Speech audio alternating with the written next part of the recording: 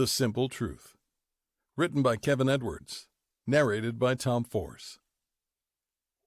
This book is dedicated to Mahogany Edmond.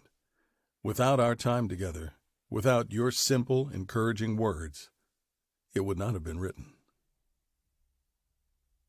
Introduction.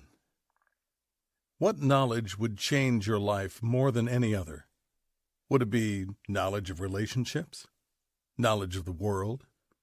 Would it be financial knowledge? Technical knowledge? Would it be scientific knowledge? Divine knowledge? And how or where would you get such knowledge? My life has been spent pursuing knowledge, but I have pursued a different type of knowledge than most. You see, there is knowledge of this and that which we collect and use for our benefit.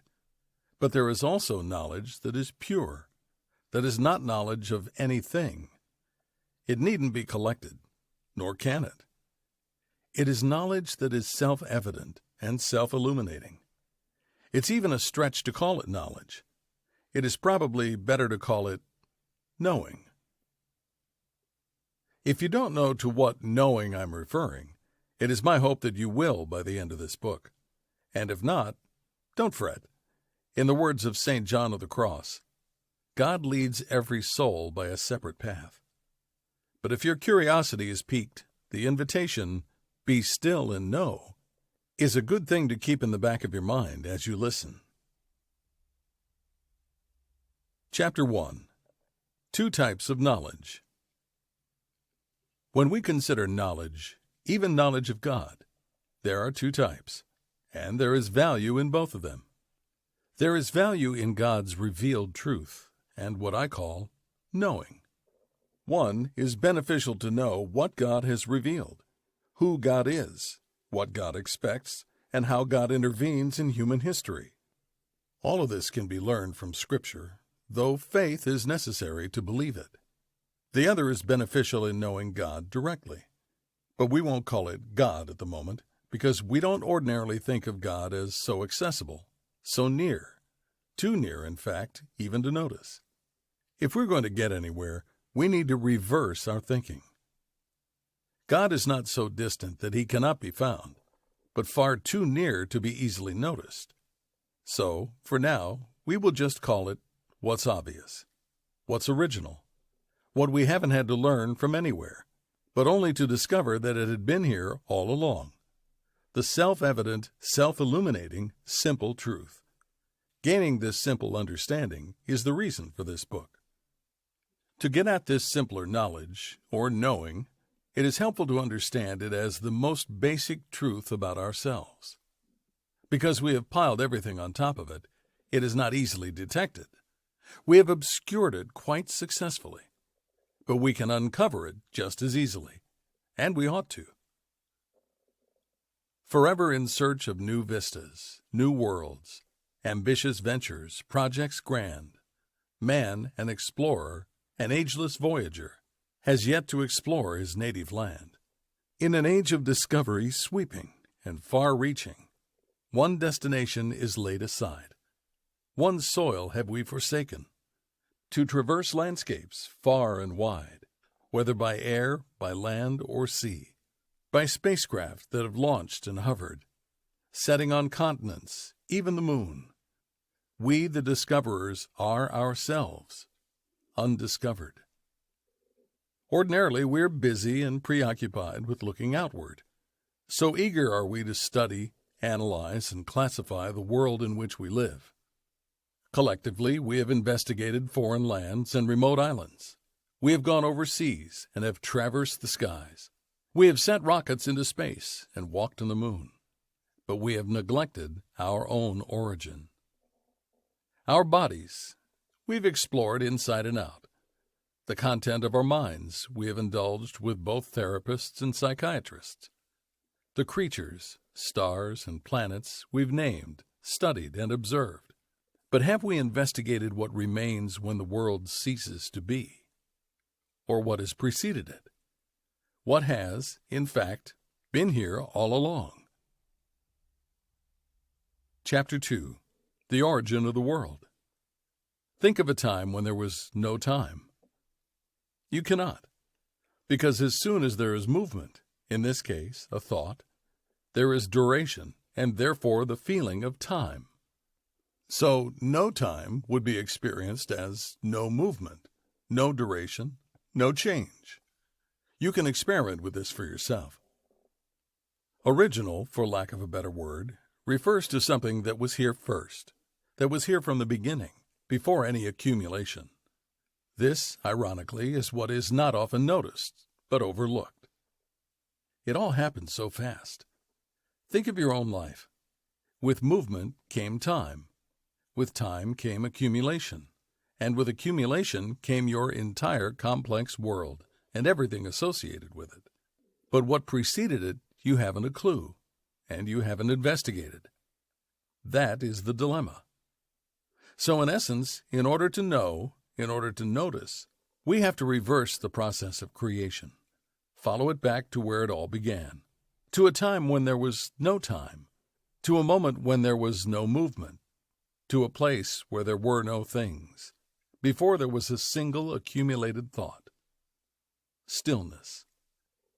The world you know and refer to accumulated with time, experience upon experience, reflection upon reflection, and now it is all stored somewhere inside, in your cells, in your memory, your body and mind, and so the past is alive in you. It would be ideal if the psychologist, the doctor, the priest, could just fish out these memories and cells, which are addicted, traumatized, disturbed, etc. But they cannot. Neither can I. All I can do is encourage you to become a tad more curious about what is not cellular but spiritual, what is not accumulated but original, what is not part of the disturbance but silent, what is not bound but free. Chapter 3. Experiment and See. Humor me. Were you to put all that down for a minute, the entire accumulated world, and identify, that is, rediscover what is original, you would live better, love better, and laugh more. It's true.